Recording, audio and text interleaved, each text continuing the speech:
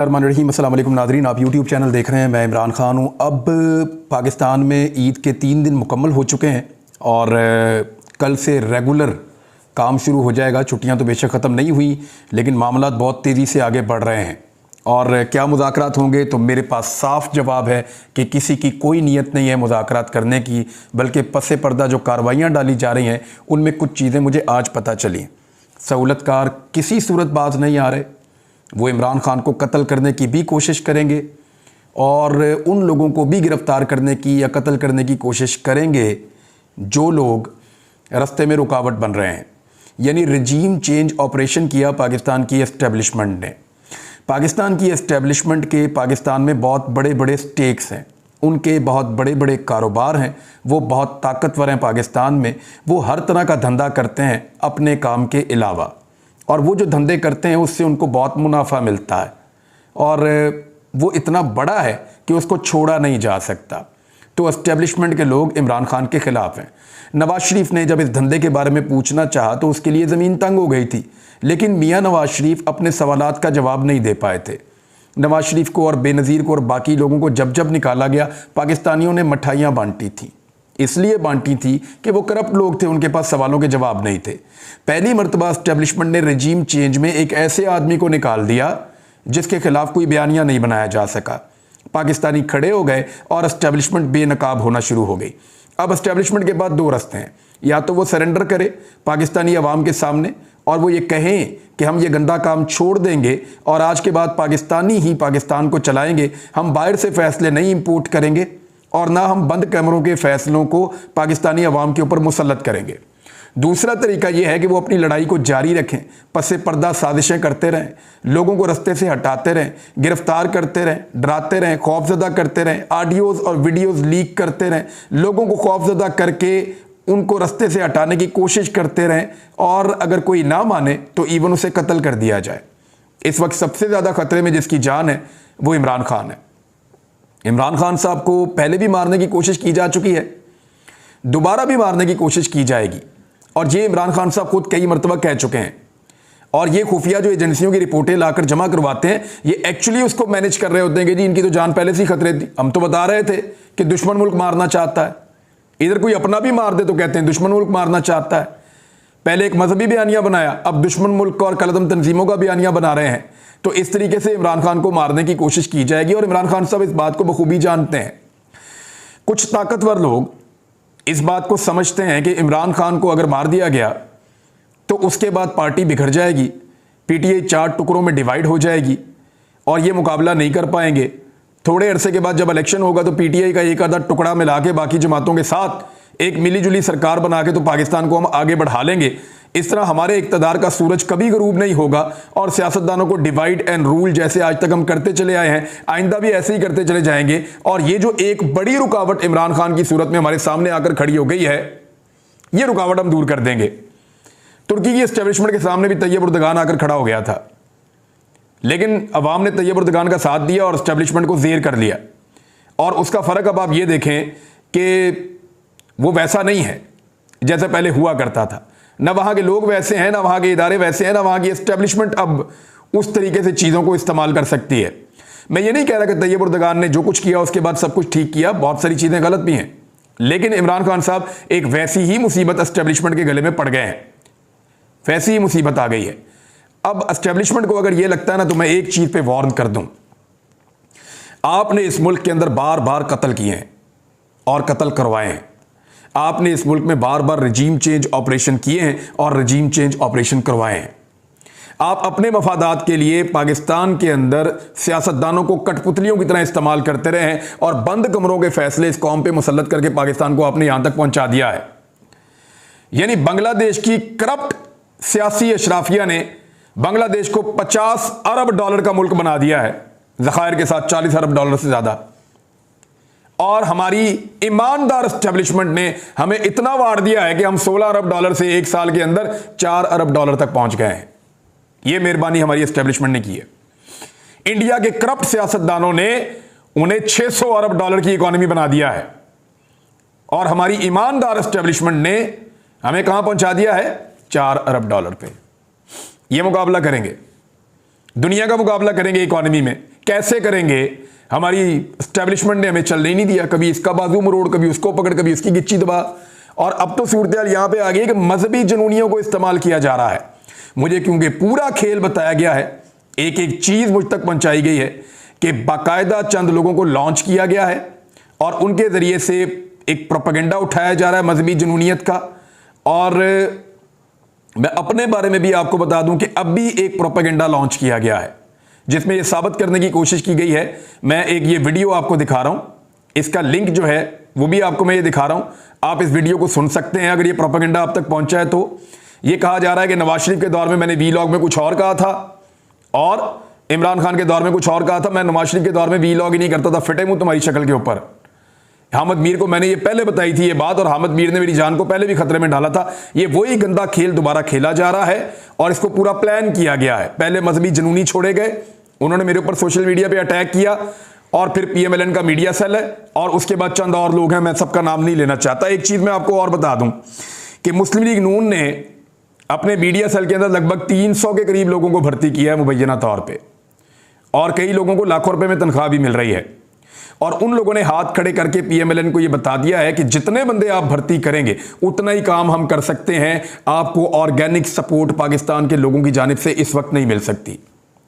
बाकायदा हाथ खड़े करके बताया है, ये मैं आपको पक्की खबर दे रहा हूं कि पीएमएलएन के जो मीडिया सेल के लोग हैं, जिनको हायर किया गया, जिनको अहम पोस्टें दी गई, जिनको अच्छे खासे पैसे दिए गए, उन्होंने हाथ खड़े करके उन्हें यह कहा कि यह नहीं हो सकता कि आम आदमी आपको सपोर्ट करना शुरू कर दे। आप जितने 100 या जितने 1000 लोग भर्ती करेंगे उतनी ही सपोर्ट आपको मिलेगी, इससे ज्यादा सपोर्ट आपको मिल नहीं सकती। सोशल मीडिया पे बहुत थोड़ा सा इंपैक्ट पड़ता है, इसलिए कि आम आदमी कन्विंस नहीं हो रहा। जो ऑर्गेनिक सपोर्ट मिल जाती है बाकी जमातों को, वो पीएमएलएन को नहीं मिल रही। लेकिन 300 लोगों की भर्तियां और उसके अलावा चंद बड़े अकाउंट्स जो सोशल मीडिया के हैं उनको भी बाकायदा साथ एंगेज किया गया है। और अब नफरत फैलाई जाएगी आने वाले दिनों में, ना सिर्फ जजेस के खिलाफ बल्कि पाकिस्तान तहरीके इंसाफ की लीडरशिप के खिलाफ, और एक नया प्रोपेगेंडा किया जाएगा, खवातीन की इज्जत को भी उछाला जाएगा। पहले जो एमएनए कंवल शोजब साहिबा हैं उनके ऊपर हमले किए गए, जाती नौयत के इंतहाई काबिल मजम्मत, खातून अव्वल के ऊपर किए गए, और अब मलिका बुखारी साहिबा के ऊपर। और जो अकाउंट्स ये हमले कर रहे हैं उनको मरियम नवाज फॉलो करती हैं। यानी शर्म भी नहीं आती कि एक खातून है आपकी अपनी लीडर इस वक्त और वो आपको फॉलो भी करती है, और उसी अकाउंट से आप इतनी बेहूदगी और इतनी गंदगी कैसे फैला सकते हैं? ऐसे गंदे अल्फाज आप कैसे लिख सकते हैं?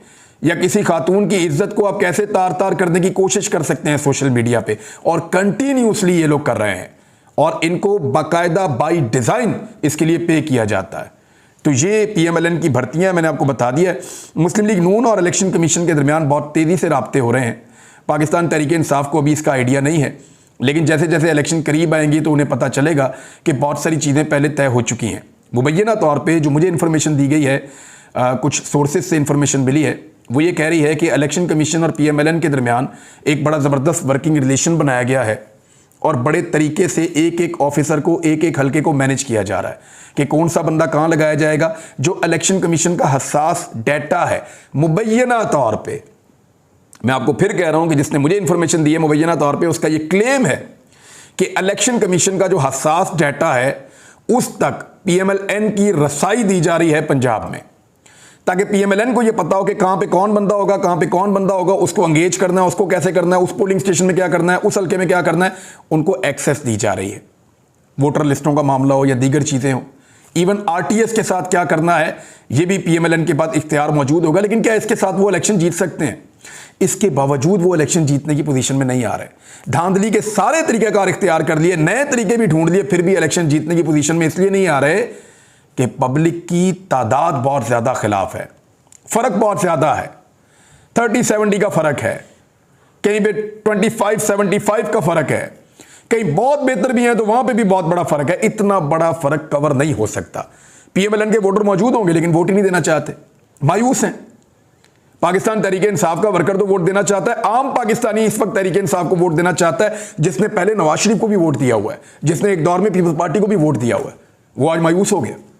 वो ये कह रहे हैं इन्होंने रल के पाकिस्तान की ऐसी तैसी कर दी है, पाकिस्तान की सारी इकोनॉमी का बेड़ा गर्क कर दिया, और खास तौर पे लोगों को गुस्सा पाकिस्तान की एस्टेब्लिशमेंट पे है और एस्टेब्लिशमेंट इस बात को जानती है कि इस इलेक्शन में लोग जो वोट डालेंगे वो एंटी एस्टेब्लिशमेंट वोट होगा, पॉलिटिकल पार्टीज के खिलाफ नहीं होगा। मैंने जब भी सर्वे करवाया तो वन साइडेड सर्वे आया कि आप किसको जिम्मेदार समझते हैं, सियासतदानों को या एस्टेब्लिशमेंट को। तो वन साइडेड सर्वे आया, 80-90% लोग यही कहते हैं कि हम एस्टेब्लिशमेंट को मौजूदा सारे मसाइल के लिए जिम्मेदार समझते हैं, सियासतदानों को नहीं समझते। तो पाकिस्तान की एस्टेब्लिशमेंट बहुत बुरी तरह बेनकाब हो गई है, बहुत बुरी तरह बेनकाब हो गई। अरशद शरीफ ने कहा था ना कि बादशाह नंगा है, तो वो बहुत बुरी तरह पाकिस्तान की एस्टेब्लिशमेंट बेनकाब हो गई है। और इतनी बुरी तरह बेनकाब हुई है कि पाकिस्तानी एस्टेब्लिशमेंट के गुस्से में एंटी एस्टेब्लिशमेंट वोट डालना चाहते हैं और पाकिस्तान की एस्टेब्लिशमेंट को अपने लोगों से हारने का किसी किस्म का शौक नहीं है। ये अपने लोगों से हार बर्दाश्त नहीं कर सकते, बाकी जहां से मर्जी जो मर्जी बेइज्जती हो जाए। अपने लोगों से हारने का इनको बिल्कुल शौक नहीं है। बाकी हमें तो जनरल बाजवा ने अमेरिका से बहुत डराया था, हमें जंग से भी बहुत डराया था, और हमें यह भी कहते थे कि इंडिया के साथ जंग के लिए आपकी इकोनॉमी बड़ी कमजोर है, हमें अमन की तरफ बढ़ना चाहिए। और बात बिल्कुल ठीक है, लेकिन जर्नैल नॉर्मली लड़ाई की स्ट्रेटेजी बताते हैं, वो हमेशा आपको हौसला देते हैं, लेकिन जनरल बाजवा में शायद वो हौसला था नहीं। और उसकी बुनियाद पे जब मैंने 2021 में वीलॉग्स किए और चीज़ें बताई तो मेरे दुश्मन बन गए, मुझे धमकियां लगाएंगी, मुकदमे करवाएंगे, ये करवाएंगे, वो करवाएंगे, फिर मुकदमे करवाए भी, ज्यादती भी की। अब दोबारा खेल खेला जा रहा है। मैंने आपको पहले बता दिया नादरीन कि ये हरकत करेंगे, मैं आपको आज पहले बता रहा हूं। ना मैं पहले इस मुल्क से गया कभी भाग कर, ना मैं आइंदा इस मुल्क से जाऊंगा कभी भाग कर। जाता हूं अपना उम्र करके वापस आ जाता हूं, कोई और काम है करके वापस आ जाता हूं, रहता यहीं पे हूं और यहीं पे रहूंगा। यहीं पे इनके हाथों खुदा ना खास्ता अगर ये चाहेंगे और अगर ये जो भी करना चाहते हैं, जो करना चाहते हैं यहां पे करें, यहीं पे निशाने इबरत इनको बना दूंगा मैं, याद रखिएगा। मारा भी जाऊंगा तो इनका पीछा करता रहूंगा। अभी ये जो नया खेल खेला गया है, कुछ लोग बेचारे इस्तेमाल हो रहे हैं इसके अंदर, उन्हें होश के नाखून लेने चाहिए। ये खेल कल उनके खिलाफ भी खेला जा सकता है। जैसे मैंने सुप्रीम कोर्ट ऑफ पाकिस्तान को कल कहा कि आपको जो भी दरखास्तें आती हैं आपको सुननी चाहिए इंसानी हकूक के मामलात की। लोगों की कॉल टेप्स हो रही थी, आपको फिक्र ही नहीं थी, अब आपके घर वालों की हो रही है। पहले इंसाफ दिया होता तो ये ना हो रहा होता। अब करें इंसाफ। लोग लापता हो रहे हैं, लोगों के ऊपर झूठे पर्चे हो रहे हैं, लोगों के साथ ज्यादती और टॉर्चर हो रहा है। आप अगर इंसाफ नहीं देंगे कल आपके साथ भी होगा, आपके घर तक ये आग पहुंचेगी। तो मैं तो हमेशा ये कहता हूं कि इंसाफ और कानून सबके लिए एक जैसा होना चाहिए। पीपल्स पार्टी ने एहतजाज का ऐलान किया था, लेकिन वो एहतजाज के ऐलान से पीछे हट गए हैं। 25 तारीख को उन्होंने कहा था मुल्क भर में इलेक्शन करवाने के लिए इकट्ठे हम एहतजाज करेंगे, लेकिन उन्होंने नहीं किया। मेरे ख्याल में जो अदलिया के ऊपर इस वक्त कीचड़ उछाला जा रहा है या जो उनके खिलाफ एक कंपेन की जा रही है, पाकिस्तान पीपल्स पार्टी उसका हिस्सा बनना नहीं चाहती। और ये ऑडियोज लीक और ये चीज़ें इनकी पाकिस्तान पीपल्स पार्टी मुखालफत करती है। पीपल्स पार्टी ने अब भी जो है ना, उनकी पार्टी के अंदर जो लोगों की पुरानी एक तरबियत है उसकी वजह से उन्हें अब भी इस किस्म की जो फाशिस्ट चीज़ें हैं वो उतनी अच्छी नहीं लगती। हालांकि जरदारी साहब की सियासत बिल्कुल मुख्तलिफ है बेनज़ीर साहबा की सियासत से, या जो पीपल्स पार्टी के नजरियाती कारकुन है उनकी सियासत से जरदारी साहब की सियासत बिल्कुल मुख्तलिफ है। लेकिन क्योंकि है तो वो पीपल्स पार्टी है, उनकी तरबियत ऐसी है तो वहाँ रिएक्शन आता है। PMLN में तो रिएक्शन ही कोई नहीं आता, जो मर्जी ये करे, पूरी की पूरी सियासत ही फाशिज्म के ऊपर खड़ी है इनकी। एक खबर आई थी कि शहबाज शरीफ साहब जो हैं वो एतमाद का वोट लेंगे। मैं खबर सुन के बहुत हैरान हो गया था कि इस वक्त ये पंगा लेने की क्या ज़रूरत है। ये तो मुसीबत उल्टी गले पड़ जाएगी और जान नहीं छूटेगी। अगर खुदा ना खास्ता एतमाद का वोट लेने शहबाज शरीफ साहब चले गए और वहाँ पे लोग ना आए तो क्या होगा।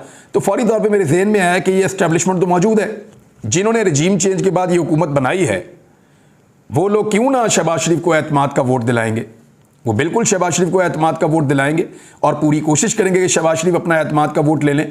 लेकिन फिर तरदीद भी आ गई। मरियम औरंगजेब साहबा ने तरदीद की और तरदीद करते हुए कहा जी ऐसी कोई तजवीज़ ज़ेरे गौर नहीं है और शहबाज शरीफ साहब एतमाद का वोट लेने का कोई इरादा नहीं रखते, इस तरह का हमारा कोई मनसूबा नहीं है और ना हम एतमाद का वोट लेने वाले हैं। तो यहाँ से मुझे आइडिया हो गया कि एतमाद का वोट, लेकिन ये खेल क्या है ये अभी आने वाले दिनों में पता चलेगा। हो सकता है ये वाला स्टंट किया जाए और साबित करने की कोशिश की जाए कि ये अवामी मुंतखब हुकूमत है और ये और वो है, साबित करने की कोशिश की जा सकती है। क्योंकि जो रियल अपोजिशन है वो तो इस वक्त असम्बली के अंदर मौजूद नहीं है, वो तो असम्बली से बाहर है और उसके बारे में भी अदालतों की एक अजीब किस्म की खामोशी है और वो मामला भी आगे नहीं बढ़ रहा। इमरान खान साहब ने दोबारा इंकशाफ करते हुए कहा कि नवाज शरीफ को गारंटी क्या दी गई है ये वो बता रहे हैं। उन्होंने कहा कि ये समझते थे कि पहले मैं ममनुआ फंडिंग के अंदर रिटायर हो जाऊंगा, फारग हो जाऊंगा, नाअहल हो जाऊंगा। अब ये चाहते हैं कि तोशाखाना केस के अंदर मैं नाअहल हो जाऊं। तो इमरान खान साहब का कहना है कि ये गारंटी दी गई है नवाज शरीफ साहब को कि इमरान खान और PTI को ख़त्म कर देंगे, जाली मुकदमे बनाकर जेलों में डालना लंदन प्लान का हिस्सा है। लगातार लोगों को गिरफ्तार किया जा रहा है।